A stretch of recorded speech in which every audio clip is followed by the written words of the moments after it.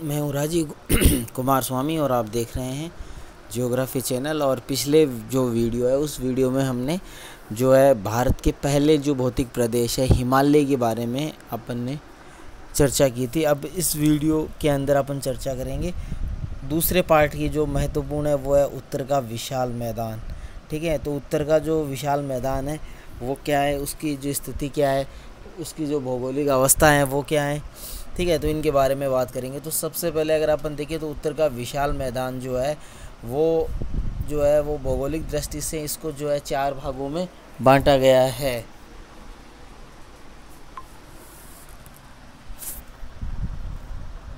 भाबर, तराइन, बांगर और खादर। ठीक है, तो ये 4 पार्ट आपके इसमें हैं। तो पहला आपका रहेगा भाबर प्रदेश। भाबर प्रदेश हैं वो क्या होते हैं, तो भाबर प्रदेश की बात करें तो भाबर प्रदेश जो होते हैं वो पर्वतपदीय भाग जो होते हैं, ठीक है, वहाँ पर जो है वो पाए जाते हैं, यानी पर्वतपदीय भाग हैं वहाँ पाए जाते हैं। और ये जो है वो जो अनुपजाऊ होते हैं, यहाँ पर जो पत्थर जो होते हैं वो काफ़ी बड़े बड़े होते हैं। ठीक है, तो इनको भाबर प्रदेश कहा जाता है। चट्टानों के टुकड़े होते हैं।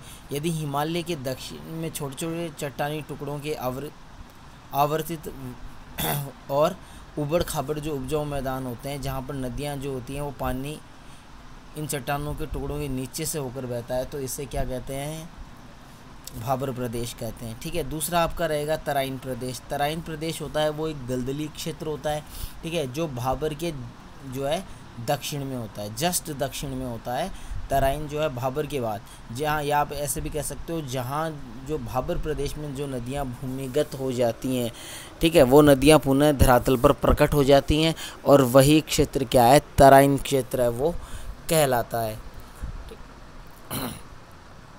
और नदी जो है वो विभिन्न धाराओं में जो है वो बहती है, यहाँ पर मतलब सुचारू रूप से इसका वो नहीं होता है। नेक्स्ट अपन बात करें बांगर प्रदेश की, तो ये होते हैं बांगर जो होते हैं ना, ये क्या होता है, पुराना जलोढ़ क्षेत्र होता है, यानी ऐसा क्षेत्र जहाँ पर नदी का पानी है वो नहीं पहुँच सकता, ऐसे क्षेत्र को क्या कहा जाएगा, बांगर कहा जाएगा। ठीक है, तो यहाँ पर जो है रहता, और इसको जो है पुरानी जो यानी एक काफ़ी लंबे समय पहले यहाँ पर जो नदी का पानी पहुँचता है, उसके बाद में ये भाग काफ़ी ऊपर उठ जाता है, उसके बाद में पुनः कभी भी बाढ़ का पानी है वो इन क्षेत्रों में नहीं पहुँच पाता।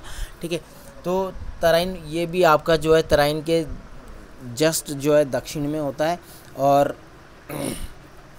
यहाँ पर नदियाँ जो अपना पानी नहीं पहुँचा पाती है, यहाँ पर जो मिट्टी पाई जाती है वो पुरानी जलोढ़ है वो पाई जाती है। इसमें रेड, भूड, फल्लर आदि जमा होती हैं। उसके बाद में नंबर 4 आता है खादर प्रदेश। ये नवीन जलोढ़ मैदान होते हैं जहाँ प्रतिवर्ष नदी जो है इसका जमाव करती है, तो ऐसे क्षेत्रों को खादर प्रदेश कहा जाता है। ठीक है, खादर प्रदेश की बात करें तो ये जो है तराइन प्रदेश के दक्षिण में और उत्तर के विशाल मैदान का वह अत्यंत उपजाऊ भाग है जहाँ बाढ़ का पानी प्रतिवर्ष पहुँचकर नवीनतम उपजाऊ जलोढ़ मृदा का जमाव करता रहता है। तो इस प्रकार से जो है ये आपका हो गया उत्तर के विशाल मैदान का भौगोलिक वर्गीकरण। और इसमें कुछ महत्वपूर्ण है तो उनके बारे में बात करें तो उत्तर के विशाल मैदान का कुल क्षेत्रफल है वो 7.7 लाख वर्ग किलोमीटर है। ठीक है, तो ये टोटल जो है वो 7.7 लाख वर्ग किलोमीटर में फैला हुआ है। भारत के पूरब से पश्चिम की ओर जाने पर उत्तर के विशाल मैदान की चौड़ाई बढ़ती जाती है, यानी पूरब से पश्चिम की ओर चौड़ाई बढ़ती है। और इस विशाल मैदान के अंतर्गत आने वाले राज्य हैं वो कौन कौन से हैं, पंजाब है, हरियाणा है, राजस्थान है, दिल्ली है, उत्तर प्रदेश है, बिहार है, पश्चिमी बंगाल एवं असम का जो है ब्रह्मपुत्र नदी घाटी क्षेत्र है वो इस मैदान के अंतर्गत आते हैं। तो ये आपका जो है इसका भौगोलिक वर्गीकरण है। अब यहाँ पर अगर अपन बात करें तो ये आप भौगोलिक वर्गीकरण है वो आप पढ़ चुके हो। अब मैं यहाँ पर आपको बताना चाहता हूँ प्रादेशिक वर्गीकरण। ठीक है, उत्तर का जो विशाल मैदान है उसका प्रादेशिक वर्गीकरण जो है वो, तो उत्तर का विशाल मैदान का है प्रादेशिक वर्गीकरण। तो प्रादेशिक वर्गीकरण है वो क्या है, तो प्रादेशिक वर्गीकरण की अपन बात करें तो प्रादेशिक वर्गीकरण में जो है इसे जो आपका है 4 भागों में बांटा गया है। पहला पार्ट जो आपका है वो क्या रहेगा, पहला जो आपका है वो है नंबर 1 पर आपका आता है पंजाब,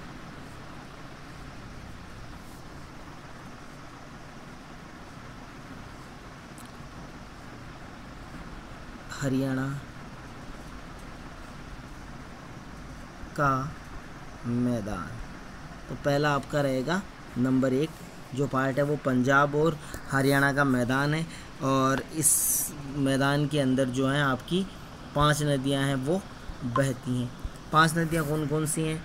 नंबर 1 5 नदी,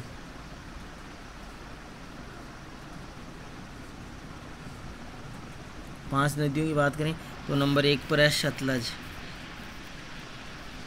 नंबर 2 पर आपकी आती है व्यास, नंबर 3 रावी, और नंबर 4 पे चिनाब,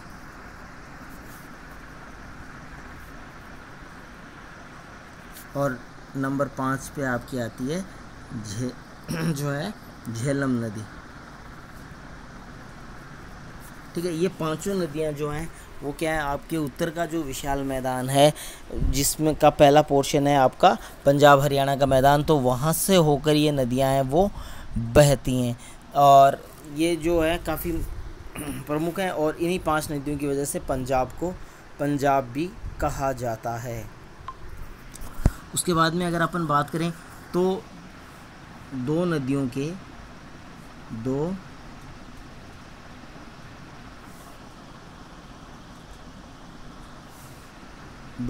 के बीच जो भूमि होती है, भूमि भाग है, उसको क्या कहा जाता है? दोआब कहा जाता है। दोआब जो है वो कहा जाता है। तो यहाँ पर जो दोआब है वो काफ़ी ज़्यादा है। ठीक है, तो इस प्रकार से होगा। नंबर 2 पर आपका आता है, नंबर 2 आपका रहेगा वो आपका है गंगा का मैदान। तो गंगा का मैदान है, गंगा का मैदान की अगर अपन बात करें तो ये काफ़ी ज़्यादा समतल है और काफ़ी ज़्यादा जो है विस्तृत भी है। यहाँ जो है गंगा व उसकी सहायक नदियाँ,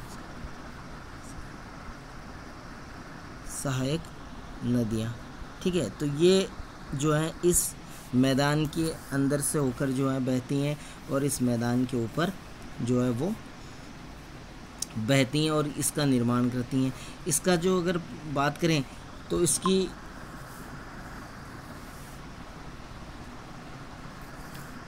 बाद में नंबर 3 पर आपका आ जाएगा, नंबर 3 पे आपका क्या आएगा? ब्रह्मपुत्र का मैदान।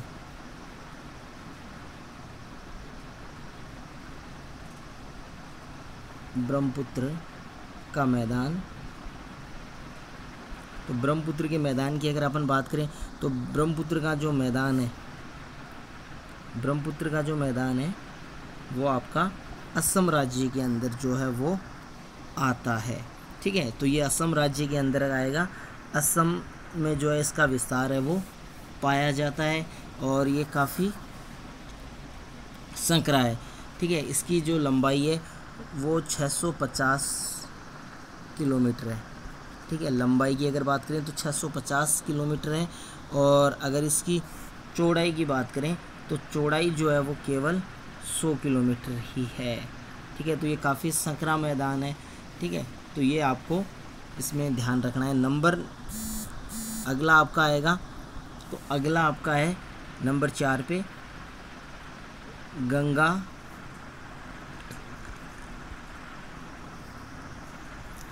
ब्रह्मपुत्र डेल्टा। तो ये जो है गंगा ब्रह्मपुत्र डेल्टा, ये विश्व का सबसे बड़ा नदी डेल्टा है। ठीक है, ये सबसे बड़ा है। इसकी पहले आकृति की बात करें तो ये इसकी आकृति है वो त्रिभुजाकार है। ठीक है, इसकी आकृति कैसी है? त्रिभुजाकार आकृति है। इस प्रकार से ये जो है फैला हुआ है। ठीक है, ये डेल्टा। ठीक है, और ये विश्व का सबसे बड़ा जो है वो डेल्टा है। ठीक है, और इसके अंदर जो है ज्वारीय वन पाए जाते हैं, ज्वारीय वन, जिनको आप सुंदरवन के नाम से भी जानते हैं, सुंदरवन। ठीक है, तो ये यहाँ पर आपके जो हैं वो पाए जाते हैं। तो ये जो हैं वो आपके यहाँ पर कुछ जो टॉपिक है वो महत्वपूर्ण है जो इस मैदान, कुछ विशेषताएं यहाँ उत्तर के विशाल मैदान की। तो सबसे पहले अगर अपन बात करें, ये मैदान जो है कांप मिट्टी से बना है, ये अत्यंत उपजाऊ मैदान है। ठीक है, दूसरे के अपन बात करें तो प्रतिवर्ष यहाँ पर जो है बाढ़ द्वारा मिट्टी की जो नई परत है वो बिछ जाती है, जिससे मिट्टी की उर्वरकता जो है वो प्राकृतिक रूप से इसका नवीनीकरण होता रहता है। इसके अलावा नंबर 3 की बात करें तो इस मैदान में नदियों का जाल बिछा है। इसमें पानी का उपयोग सिंचाई, जल परिवहन, जल विद्युत उत्पादन तथा उद्योगों के लिए किया जाता है। ठीक है, क्योंकि काफ़ी ज़्यादा नदियाँ यहाँ से बहती हैं। नंबर 4 विशेषता की बात करें तो समतल मैदान होने के कारण यहाँ नहरों का निर्माण एवं कुओं की खुदाई पर अत्यधिक व्यय जो है वो नहीं होता है। अतः सिंचाई के साधन यहाँ पर क्या है, सस्ते और सुलभ है, यानी आसानी से प्राप्त किए जा सकते हैं। नंबर 5 की बात करें तो यहाँ जो है मैदान जो है वो पूर्वी भाग में गन्ना, चावल, चाय तथा पश्चिमी भाग में गेहूँ, कपास आदि का प्रमुख उत्पादक क्षेत्र है। ठीक है, तो यहाँ पर जो है गन्ने की फसल भी की जाती है, चावल, चाय तथा गेहूँ, जो कपास, ये भी यहाँ पर उत्पादित किया जाता है। यहाँ देश की लगभग 45% जनसंख्या निवास करती है। यह उत्तर के जो विशाल मैदान है, इसमें पूरे जो आबादी है देश की उसका 45% इसी क्षेत्र में निवास करता है। समतल होने के कारण यहाँ सभी प्रकार के आवागमन के साधन यानी यातायात के जितने भी साधन हैं वो भी सारे क्या हैं, अच्छी अवस्था में यहाँ पाए जाते हैं और उनका जाल है वो सघन पाया जाता है, पूरी तरह विकसित हैं, क्योंकि समतल भाग है इसलिए जो आसानी से यह हो जो है यातायात का विकास किया जा सकता है। उसके बाद में नंबर 8 की अपन बात करें तो भारत के अधिकांश बड़े नगर या व्यापारिक या व औद्योगिक केंद्र हैं वो इसी मैदान में स्थित हैं। ठीक है, तो इस मैदान में भारत के प्रमुख नगर, औद्योगिक नगर, ठीक है, तो वो इसी मैदान के अंतर्गत आते हैं। इस प्रदेश में जो है प्रचुर मात्रा में जो है जीवोपयोगी सुविधाएं उपलब्ध हैं, जीवों को प्राप्त होने वाली जो जितनी भी सुविधाएं हैं वो यहाँ पर आसानी से पाई जाती हैं। यहाँ व्यापार की सुविधा सुलभ है। ठीक है, क्योंकि भाई उत्पादन ज़्यादा होगा तो व्यापार बढ़ेगा। इसके अलावा जो है विभिन्न सुविधाओं के कारण इस क्षेत्र में औद्योगिक प्रगति को जो है प्रोत्साहन मिला है। ठीक है, और यहाँ पर जो है काफ़ी ज़्यादा सुविधाएं जिससे जो है उद्योगों को जो है काफ़ी ज़्यादा विकास मिला है। यहाँ कई जो है दर्शनीय स्थल भी जो हैं वो पाए जाते हैं। ठीक है, काफ़ी ज़्यादा दर्शनीय स्थल हैं। ठीक है, तो ये आपका रहा उत्तर का विशाल मैदान। इस वीडियो में इतना ही। नेक्स्ट वीडियो में प्रायद्वीपीय भारत के साथ फिर से मुलाकात होगी। तब तक के लिए नमस्कार, धन्यवाद।